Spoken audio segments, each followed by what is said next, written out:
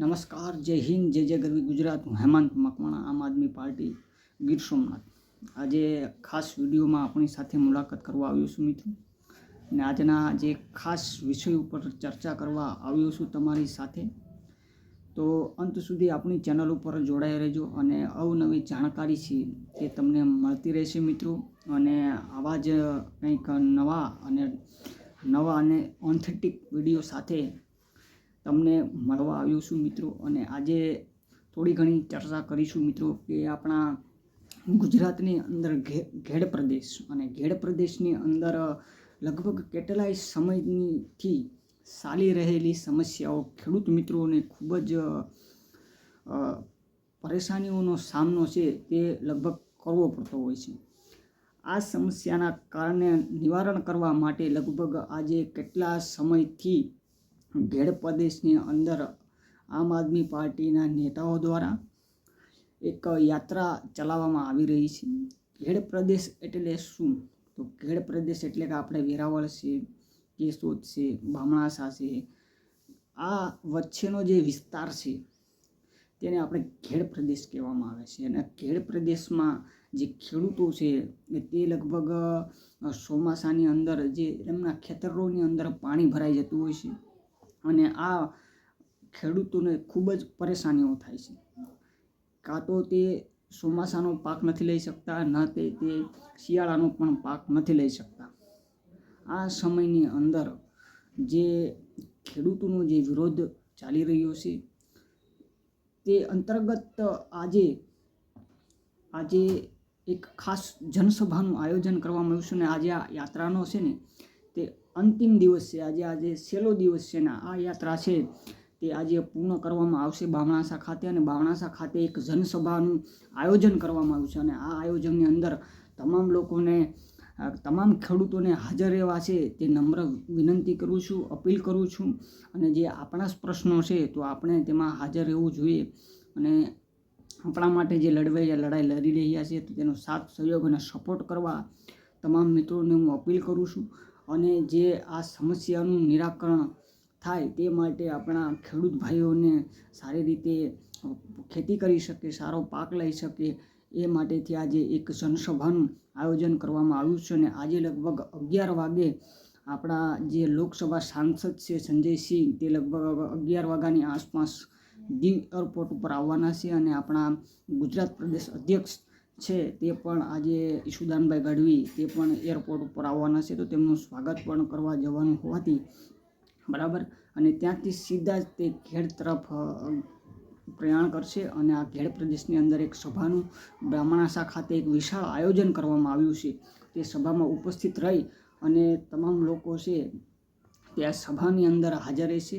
જેવા કે રાજુભાઈ કરોપડા છે, પરવીનભાઈ રામ છે, અને ગુજરાત પ્રદેશ આપણા ઈશુદાનભાઈ ગઢવી છે, અને આપણા મુખ્ય મહેમાન જે આપણા જે રાજ્યસભાના સાંસદ એવા આપણા સંજયસિંહ છે એ પણ ઉપસ્થિત રહેવાના છે મિત્રો. અને નામી અનામી નેતાઓ આપણા આમ આદમી પાર્ટીના ઉપસ્થિત રહેવાના છે મિત્રો. ઘેડ પ્રદેશના ખેડૂતોની સમસ્યા કે એક તરફથી બીજી તરફ જવા માટે યોગ્ય રસ્તા પણ નથી આ વિસ્તારની અંદર. અને એક વાયર અને તાર થકી એક ટાયરની અંદર બેસી અને આ પારથી પેલી પાર જવાનું જે કામ છે તે કરી રહ્યા છે. આવી સ્થિતિની અંદર રાજ્યની સરકાર કેટલું વિકસિત અને જે મોડલ ગુજરાતની વાતો કરે છે, જે તેના 8 સુપડી પાસ હર્ષંઘવી હોય કે મુખ્યમંત્રી હોય, આના નેતૃત્વમાં, નરેન્દ્રજીના નેતૃત્વમાં આવું બધું થઈ છે. આવી વાતો કરવાવાળી જે સરકાર છે એને આ વિસ્તાર ઘેડ પ્રદેશના વિસ્તારમાં જે ખેડૂતો છે તેના માટે એક પુલની વ્યવસ્થા પણ નથી. અને આ જ મુદ્દા ઉપર અને આ જ ખેડૂતોની સમસ્યાને લઈને આજે એક મોટી જનસભાનું આયોજન કરવામાં આવ્યું છે મિત્રો. અને તમામ ખેડૂતોને આખા ગીર સોમનાથથી લઈ અને શેઠ જુનાગઢ સુધીના ખેડૂતોને આહવાન કરીએ છીએ કે આજે 3 વાગે આ સભાનું આયોજન કરવામાં આવ્યું છે.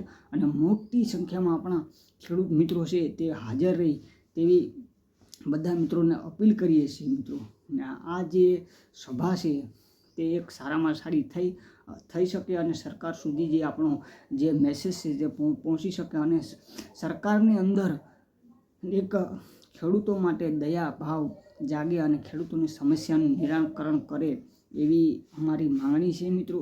અને આજ લગભગ કેટલા દિવસથી અલગ અલગ વિસ્તારોમાંથી પદયાત્રા ચાલીને આજે બામણાસા સુધી જશે અને બામણાસાની જે જનસભા યોજી અને ત્યાંથી પછી સોનલ માતા મરડા આ આપણી યાત્રા છે તે સમાપ્ત થશે મિત્રો.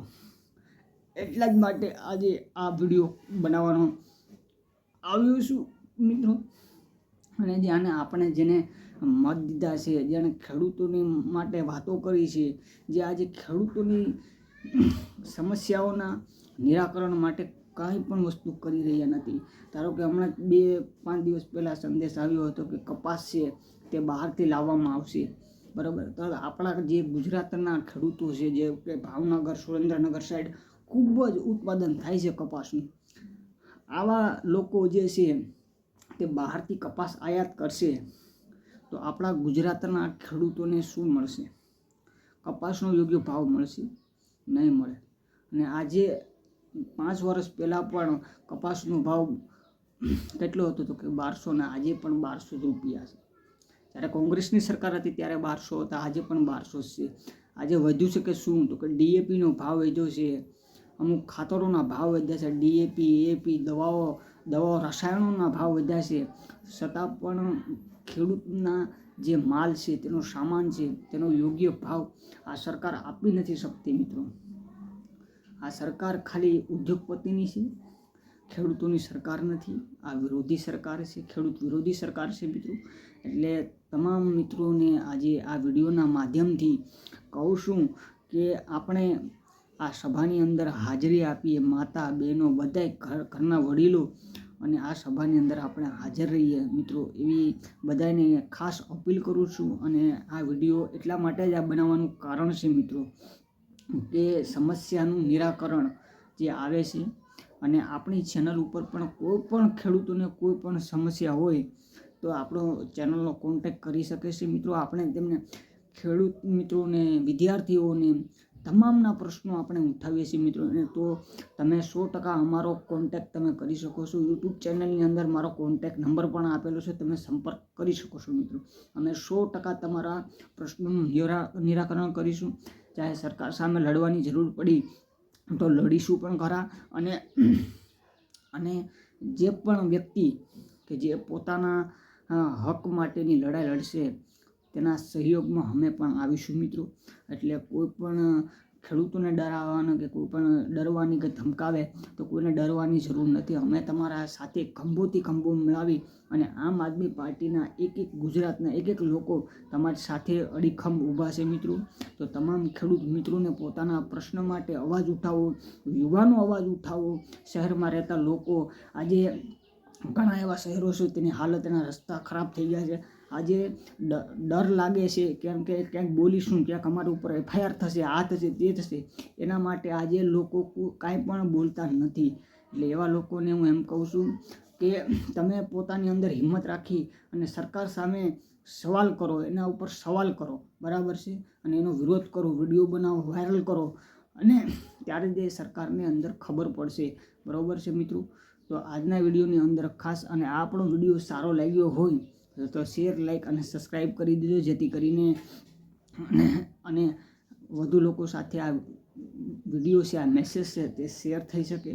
અને અંતમાં તો બીજું કશું નહીં, પરંતુ આપણે જે સમસ્યા છે તેના નિરાકરણ માટે આજે ઘેડ ખાતે બધા મિત્રો મળીશું. જય હિન્દ, જય ગુજરાત. અને કોઈ પણ સમસ્યા હોય તો તમે અમને કહી શકો છો. અમારા કોન્ટેક્ટ નંબર નીચે ડિસ્ક્રિપ્શન બોક્સની અંદર આપેલા છે, અમારો સંપર્ક કરી શકો છો. જય હિન્દ, જય ગુજરાત.